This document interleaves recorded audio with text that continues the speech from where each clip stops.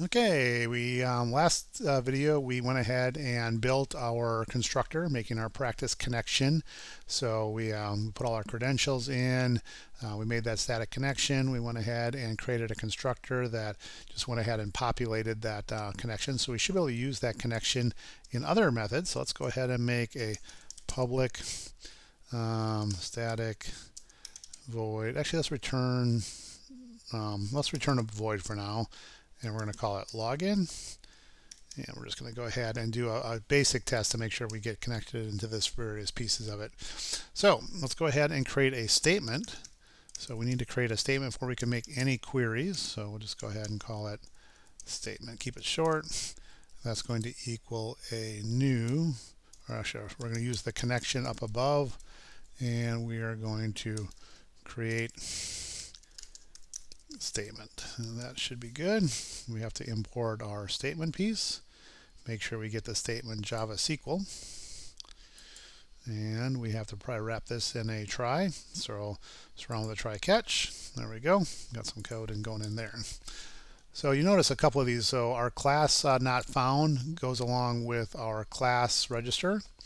Our SQL exception is this one where we cannot actually connect to a database, and we have another SQL exception that we could not create our statement. So those are just try catches. Let's go ahead and continue down this part. So we're going to create a string SQL, and we're going to say select. We want to get the username and password from our staff table. So that's what we're going to try to get.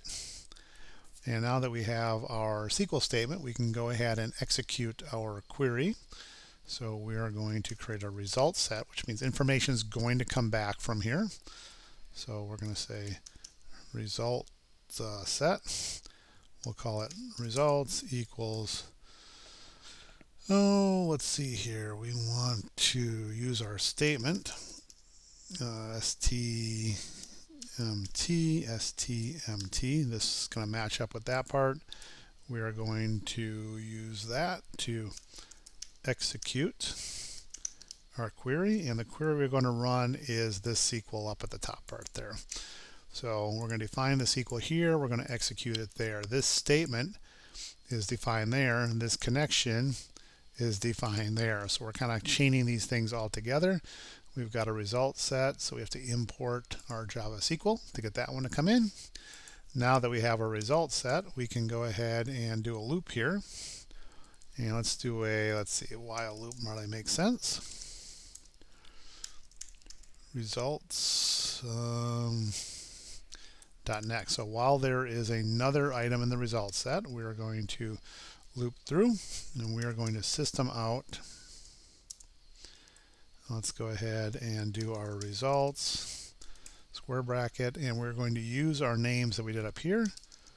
So username, and we're also going to print out our password. So let's see here, we have, actually it's going to be get string, and that goes into that part, and then this is going to be a string also. So both of these are returning string. If we had other data types, we could put different items in there, but for now these are both strings. Let's go ahead and get string. There we go. So everything looks good. Let's go ahead and run this. Now to run this, I got to call login. So from back here, actually I don't even need an object to this now that I think about it. Login. That's going to say not recommended because we're trying to access a static method. So what I might want to do is to take out the word static here, and now come back here, and now everything looks good.